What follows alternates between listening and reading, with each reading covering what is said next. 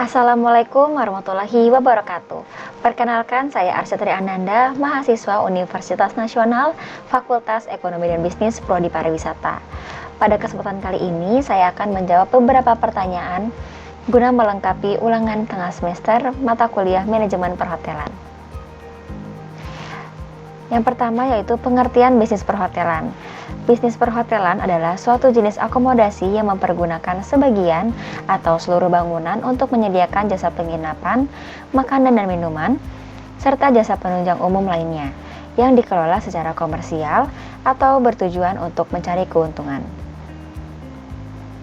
Selanjutnya yaitu sejarah perhotelan. Saya akan menjelaskan sejarah singkat perhotelan. Pada masa kerajaan Romawi, telah dibangun rumah-rumah penginapan yang disebut mansiones yang berlokasi sepanjang jalan raya utama dengan jarak masing-masing sekitar 40 km. Kemudian muncul peraturan keagamaan di Eropa memerintahkan agar dibangun tempat-tempat penginapan di sepanjang jalan yang dilalui oleh orang ataupun pelancong. Selanjutnya pada abad pertengahan, rumah-rumah penginapan tidak hanya menyediakan fasilitas penginapan, tetapi juga mulai melengkapi dengan fasilitas pendukung lainnya semacam bar, salon, dan kedai makanan. Jumlah kamar pun mulai diperbanyak hingga mencapai puluhan. Selanjutnya yaitu pada masa Perang Salib, bermunculan penginapan-penginapan yang diperuntukkan bagi para prajurit dan penziarah yang ingin berkunjung ke Turki, Syria, dan Palestina.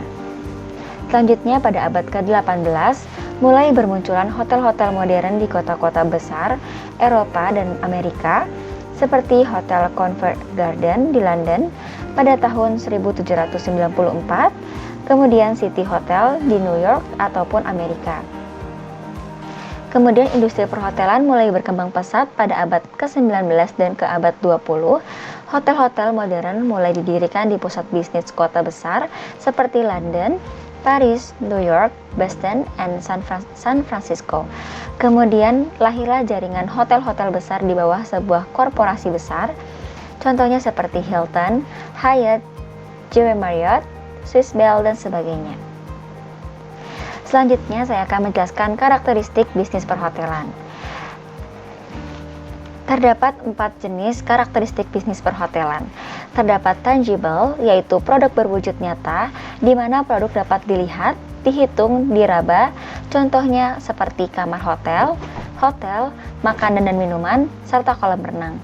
Kemudian terdapat intangible, atau produk tidak berwujud, di mana tidak dapat dilihat, seperti contohnya keramah tamahan, kebersihan, maupun kenyamanan. Kemudian perishable. Produk bersifat perishable artinya bahwa produk tersebut hanya bisa dijual saat ini, adalah produk tidak tahan lama yang dapat disimpan di gudang. Contohnya seperti kamar hotel, bahan makanan segar yang tidak dapat disimpan seperti sayur-sayuran.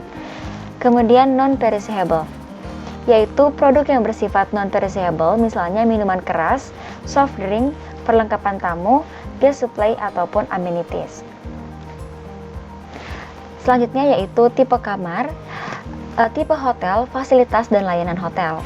Yang pertama tipe hotel. Tipe hotel dapat diukur berdasarkan kelas atau bintang, terdapat bintang 1 hingga bintang 5. Setiap bintangnya memiliki klasifikasi yang berbeda, seperti fasilitas dan jumlah kamar. Selanjutnya berdasarkan ukuran, terdapat beberapa ukuran hotel, yaitu small hotel, medium hotel, ataupun large hotel. Kemudian dapat diukur berdasarkan tujuan kunjungan tamu. Terdapat business hotel, resort atau tourism hotel, casino hotel, pilgrim hotel, dan cure hotel. Selanjutnya terdapat berdasarkan plan. Terdapat full American plan, modified American plan, Europe plan, continental plan. Yang terakhir berdasarkan lokasi. Terdapat city hotel, motel, resort hotel, residential hotel, dan downtown hotel. Kemudian terdapat fasilitas hotel. Fasilitas hotel adalah sarana dan prasarana yang dibutuhkan oleh kebutuhan para tamu yang menginap. Tak semua penginapan memiliki fasilitas yang sama. Hal ini biasanya disesuaikan dengan kebutuhan dan jenis penginapan itu sendiri. Selain untuk membuat pelanggan merasa nyaman, tujuan dan fungsi fasilitas penginapan adalah sebagai upaya perbaikan sistem pemasaran sehingga efisiensi operasional dan penetapan harga jual dapat tercapai. Contoh fasilitas di hotel yaitu swimming pool, fitness center, playground, meeting room, dan restoran. Selanjutnya yaitu layanan hotel. Layanan hotel adalah serangkaian aktivitas yang dilakukan hotel untuk tujuan memenuhi kebutuhan orang-orang yang datang ke hotel, baik untuk menginap maupun hanya datang sekedar untuk menikmati jasa hotel. Contoh layanan pada hotel yaitu layanan dining room 24 jam, layanan wifi, layanan wake up call, layanan room service, laundry, dan safe box. Berikutnya yaitu struktur organisasi hotel. Dapat dilihat untuk struktur organisasi berikut adalah contoh organisasi hotel besar.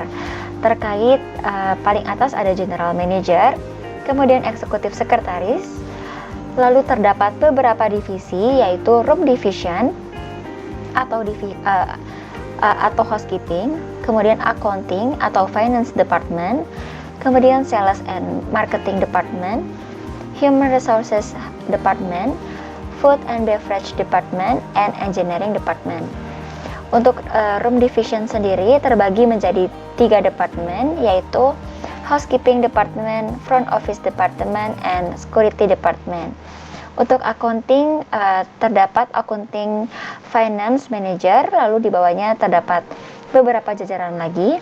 Kemudian untuk Sales and Marketing Department terdapat Sales Manager, untuk Room Resources Department terdapat Human Resources Management. Untuk Food and Beverage Department terdapat 2 section yaitu F&B Service, lalu F&B Product. Untuk F&B Service sendiri di bagian restoran, untuk penanggung jawabnya ditanggung oleh F&B Service Manager. Untuk F&B Product atau Kitchen bertanggung jawab oleh Executive Chef. Lalu untuk Housekeeping Department terdapat housekeeper, untuk front office manager terdapat front office manager, untuk security department ada chief security. Berikut selanjutnya status kepemilikan dan jaringan hotel. Terdapat 4 jaringan hotel. Yang pertama yaitu perusahaan induk atau parent company, yaitu hotel-hotel yang berada di bawah kepemilikan perusahaan lain atau merupakan unit perusahaan tersebut. Induk perusahaan akan memberikan patokan atau cara-cara pengelolaan dan kebijakan-kebijakan atas hotel-hotel yang dimilikinya. Perusahaan chain hotel yang terkenal di dunia adalah Hilton, kemudian Hyatt, The Ritz-Carlton, Four Seasons, and Swiss Bell. Yang kedua yaitu kontrak manajemen. Hotel-hotel yang memisahkan antara kepemilikan dengan pengelolaan. Pemilik hotel membeli jasa pengelolaan dari perusahaan lain dengan membayar sejumlah uang sesuai dengan perjanjian sebelumnya. Contohnya, Hilton dan Sheraton yang menawarkan jasa demikian berdasarkan kemampuan pengalaman mereka dan industrinya. Yang ketiga yaitu waralaba atau franchise. Suatu bentuk kerjasama dalam hal pengelolaan yang mana pemilik hotel mengelola hotelnya dengan memakai cara atau pola yang diciptakan serta dikembangkan oleh perusahaan atau hotel-hotel, atau dengan kata lain pemilik membeli cara-cara atau resep pengoperasian perusahaan, misalnya Niko Jakarta, Hotel Ciputra, Lorien, dan Satika Hotel.